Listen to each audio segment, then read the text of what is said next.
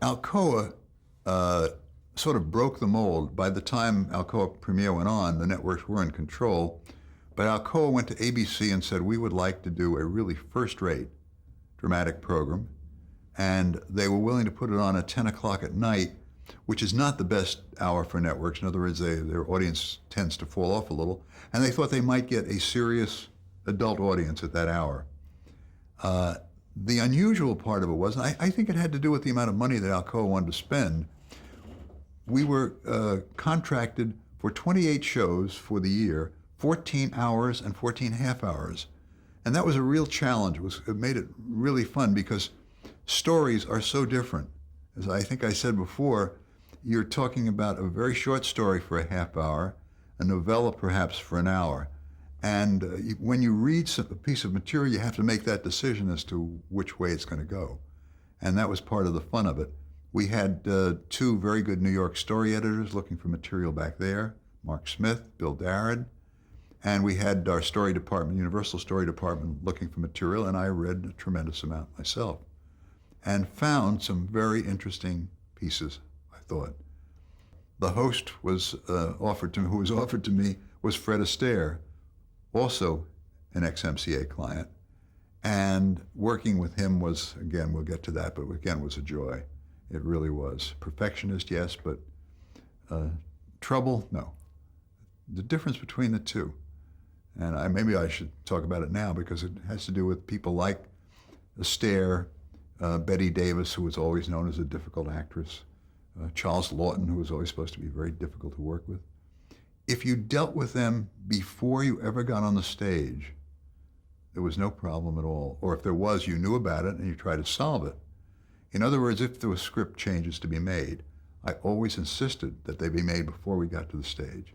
Because once you're on the stage, it costs money, and everybody else is frustrated, they're hanging around, waiting, and so forth.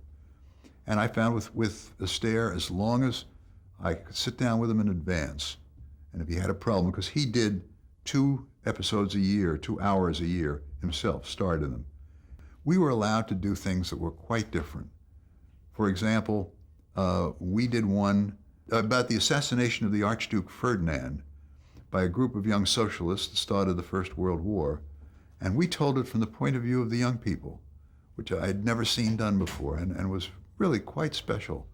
Another piece, the first one that we ever did was called People Need People, and that was based upon a true psychiatric experiment. It was done on naval people who had been so badly either shell-shocked or traumatized by the war that they weren't even ready for institutions. And a naval captain named Harry Wilmer had done some very interesting psychiatric work, particularly group therapy, with these people before ever sending them to the institution. And this show was based upon such a group of people. And Lee Marvin, with whom I'd worked, came and played the lead. But we had such wonderful actors. Arthur Kennedy was the doctor. Keir DeLay was in it. James Gregory, who was a marvelous character actor. It just was a first-rate piece. And it brought Alex Siegel out from New York. He'd never done a film before to direct the film.